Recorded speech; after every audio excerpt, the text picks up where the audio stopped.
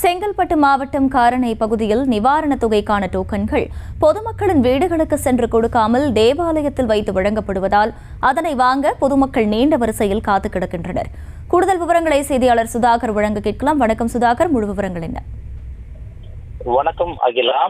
குறிப்பாக கடந்த சில நாட்களுக்கு முன்பு பெய்த கனமழையால் சென்னை மற்றும் புறநகர் பகுதிகள் அதிக அளவில் வெள்ளத்தால் பாதிக்கப்பட்டிருந்தது. பாதிக்கப்பட்ட மக்களுக்கு இந்த 4 மாவட்டங்களுக்கு மட்டும் நிவாரணத் தொகை தமிழக அரசால் அறிவிக்கப்பட்டிருந்தது. இந்த நிவாரணத் தொகை 6000 ரூபாய்க்கான நிவாரணத் தொகைக்கான டோக்கன்களை பெறுவதில் மிகப்பெரிய ஒரு குளறுபடியானது தற்போது இந்த பகுதியில் ஏற்பட்டு வருகிறது. குறிப்பாக செங்கல்பட்டு மாவட்டத்தில் ஒரு சில வட்டங்களுக்கு மட்டுமே இந்த நிவாரணத் தொகையானது அறிவிக்கப்பட்டு அந்த நிவாரணத் தொகைக்கான டோக்கன்கள் முறையாக முதலில் கொடுப்பதற்கு சிரமங்கள் இருந்தது. பிறகு அதை வீடுதோறும் கொடுக்க வேண்டும் என்று அரசு அறிவித்திருந்தது.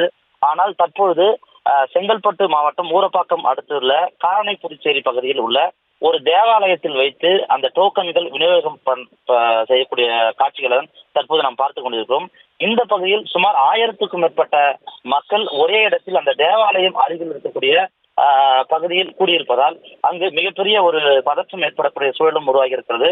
சுமார் நீண்ட வரிசையில் 1000க்கும் மேற்பட்ட பொதுமக்கள் நீண்ட வரிசையில் அந்த டோக்கனை பெற முடியாமல் தவிர்க்கக்கூடிய காட்சிகளும் பார்க்க முடிகிறது.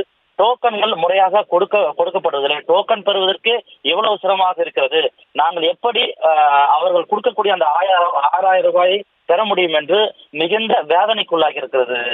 அகிலா, செய்திகளை உடனுக்குடனும் துல்லியமாகவும் தெரிந்து கொள்ள சப்ஸ்கிரைப் பண்ணுங்க.